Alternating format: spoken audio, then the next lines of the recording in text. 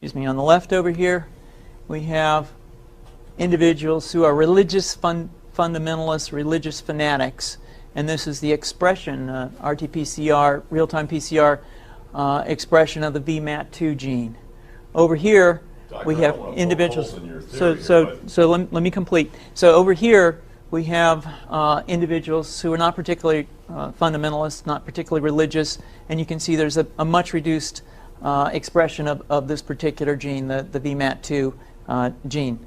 Another evidence that supports our hypothesis for the development of this approach. What you see here is by spreading this virus, we're going to eliminate individuals from donning on a bomb vest and going into a market and blowing up the market. So our hypothesis is that these are fanatical people, that they have overexpression of the VMAT2 gene, and that by vaccinating them against this, we'll eliminate this behavior. So we have some very, very remarkable data in this next slide. Here we have two brain scans. These are fMRIs. These are two different individuals with different levels of expression of VMAT2. On top is an individual who's a religious fanatic, an individual, and we've repeated this numerous times, that has high levels of VMAT2.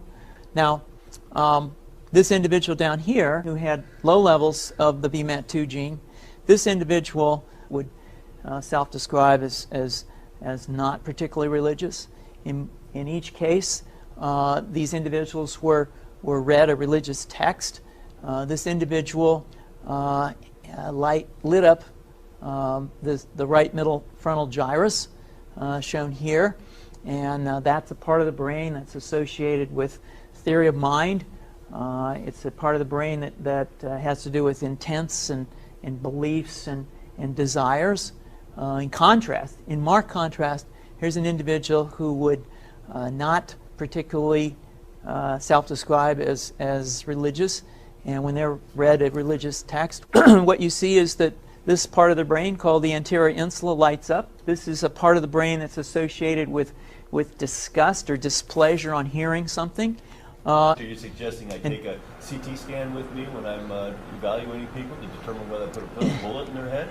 So the data that I'm presenting here supports the concept that we're proposing, and I think that we would not propose to do CT scans or fMRIs on individuals out in the hinterlands of Afghanistan. The virus would immunize against this VMAT2 gene, and that would have the effect that you see here, which is it's essentially to turn a fanatic into a normal person. And we think that will have major effects in the Middle East.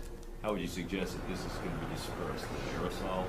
Well, so the present plan and the tests that we've done so far have used respiratory viruses such as flu or rhinoviruses, and we believe that that's a satisfactory way to get the exposure of the largest part of the population. Most of us, of course, have been exposed to both of those viruses, and we're quite confident that this will be a very successful approach. This is fascinating. What's the name of this proposal? Yeah, so the name of this project is FunVax, which is the vaccine for religious fundamentalism. And you have a proposal already? The proposal has just been submitted, and I think that the data that I have shown you today would support the development of this project, and we think it has great promise.